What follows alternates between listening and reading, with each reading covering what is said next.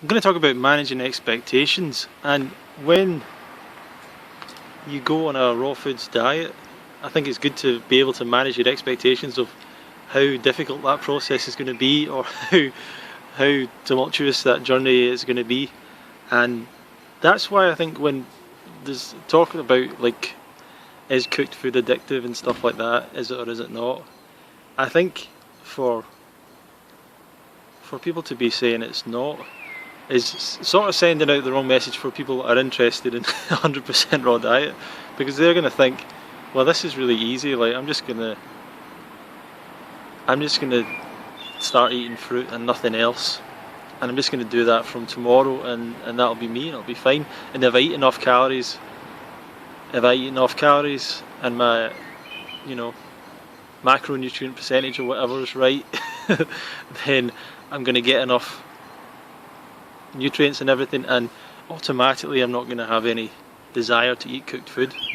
And that's what I would say is a bit of a delusion, to go into a situation like that. And a lot of people go into diets of all kinds and juice cleanses and fasts and whatever, and they think it's going to be dead easy.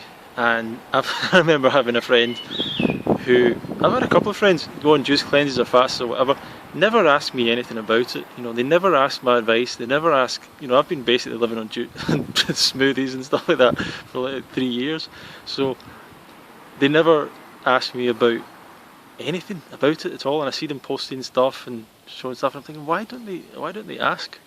Maybe it's a pride thing. I don't really know. Or they think I'm going to give them some really weird advice or be really dogmatic or something. But the reality is it's going to be hard. And when people they start doing juicing or a raw food diet a couple of days, and they're like, oh, this is dead easy, you know, I'm having no problems with this, and yeah, I'm just going to keep going for 60 days or whatever. And the truth is, it's not going to be like that. You're going to find it a bit of a battle to make those changes if you want to make a change long term. And every stage you make a change, you're going to have another battle to take the next step. So for me, going on a raw food diet wasn't like 100% raw straight away. It was changing towards veganism, because I really found out about the idea of going raw vegan when I was still vegetarian. So started going vegan, started eating more fruit, and then started to give up certain things. Like I remember giving up salt, and there's probably a lot of people out there still eat salt and have salt, and I've had it on a few occasions. I tend to stay away from it. And that, like, giving up salt, like, that's hard. that's pretty hard. So if you're giving up cooked food and salt at the same time, and other stuff, whatever, then it's difficult. And I think there's too many people that think, well, if I get enough vegetables, I'll not really crave salt. If I get enough fruit, I won't crave starch. If you eat enough fruit, if you eat really enough fruit, you will not want to eat anything else.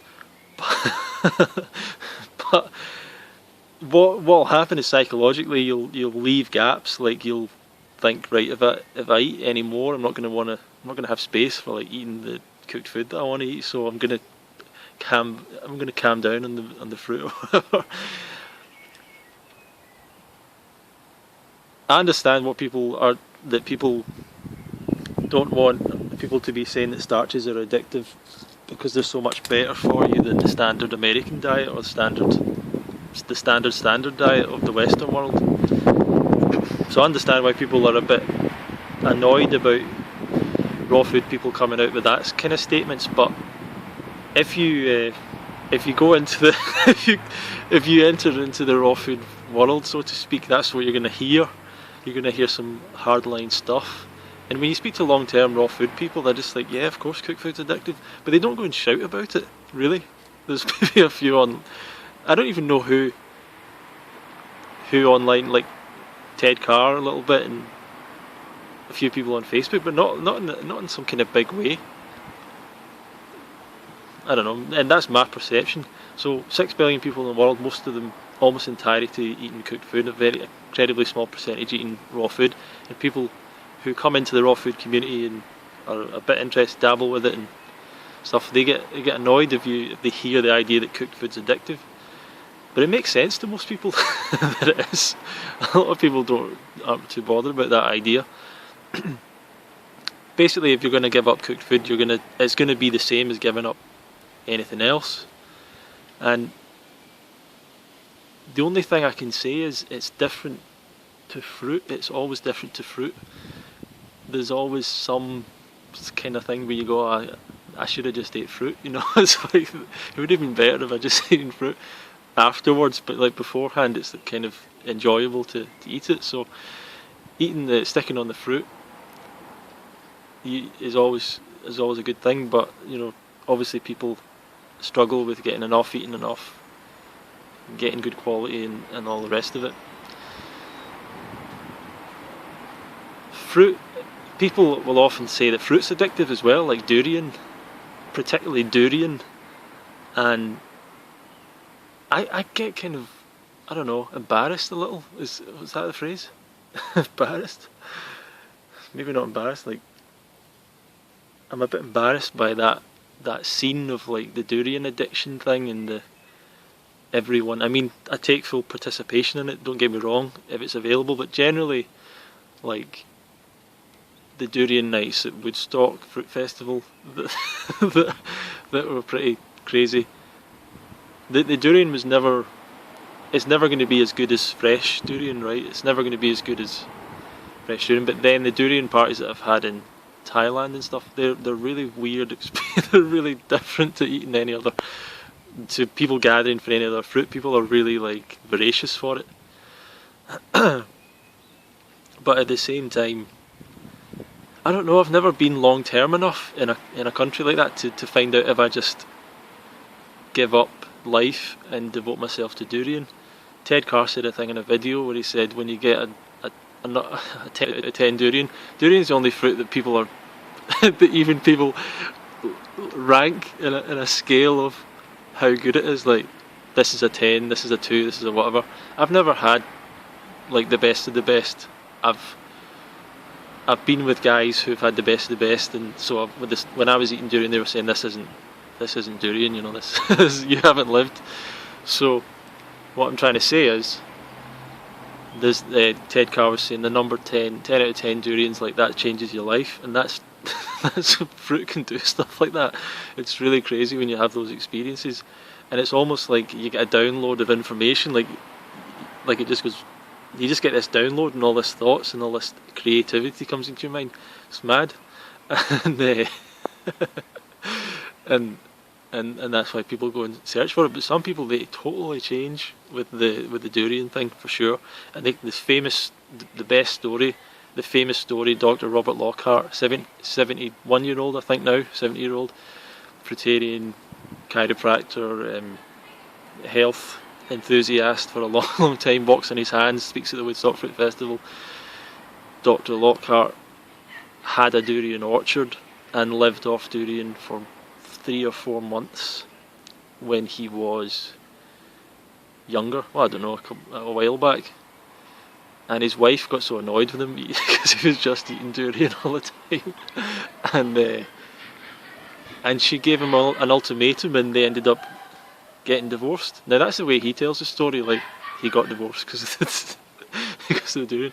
There's probably more to it than that, but that's what you want to believe. That's the classic story. And I remember him telling us that. But that's Lockhart. You know, he's a legend in the scene. But I've not had durian in ages. You know, I know there's durian right now available in the city I live, but I'm not that bothered about getting it. It's so unlikely. I don't know if it'll be good.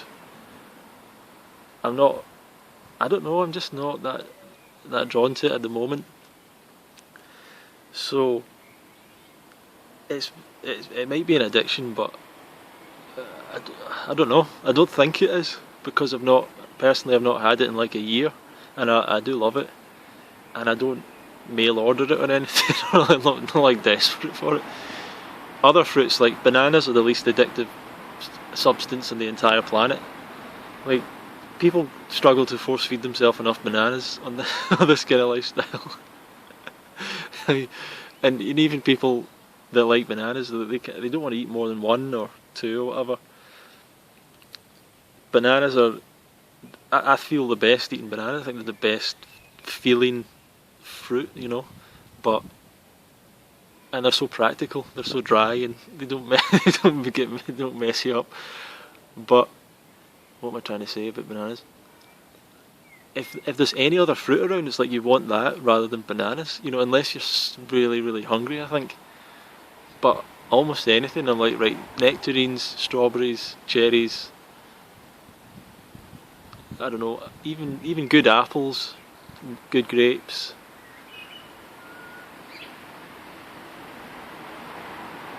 There's not many fruits that I would not instantly pick over the banana, and yet I know the banana is superior. You know, I know it's superior value. I think, although they're all special, they're all good. Managing your expectations when you're going to change your diet. Don't think this is going to be something you're going to do overnight. Don't listen to people who say, "Oh, by the way, all that stuff's not addictive, so you'll just be able to do it easily, no problem." You know, you'll not. Now, is it addictive like coffee or caffeine or something? I don't know. Not really, but well, maybe. To be honest, I don't think it has the same. It doesn't have the same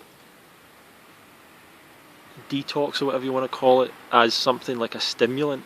It's not the same level of stimulant as caffeine, which is a powerful, powerful drug. So it's not the same level as that. It's probably not the same level as salt. Giving up salt is a weird thing, a weird experience. But yeah, that's why I say treat it as if it is addictive, because basically that's how it's gonna be the same process as giving up any other thing you want to call an addiction. It takes some time. You go through all sorts of stuff in your mind trying to justify going back to it. You have emotional attachment to it. All of this stuff adds up and makes it hard to give up.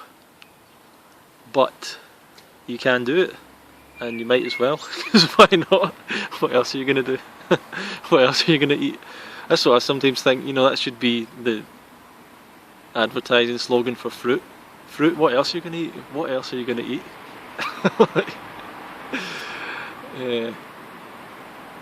Nothing quite hits the spot. Anyway, thanks for watching the video. If you want to learn more about this lifestyle, you can come to the festival in the UK, UK Fruit Fest. There is not many spaces left, to be honest. So I'll actually come out with some information on how many spaces are left, but there's not many spaces left. So if you're looking to register, you should do so soon.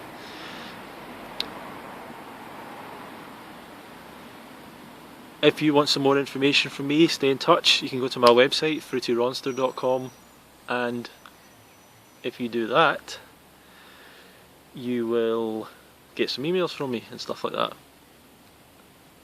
So yeah, that's another thing you can do. The Fruit Festival as well, we've got a little offer going on at the moment. You can win all of Doug Graham's books signed by the author if you sign up for our mailing list at the Fruit Festival. So fruitfest.co.uk, check that out. Your chance to win some books by Doug Graham, Dr. Doug Graham. Okay, thank you for watching. Signing out. Stay fruity, stay passionate about the fruit, and stay unaddicted to look at my teeth. Don't know why I'm checking my teeth out while you're watching, but thank you.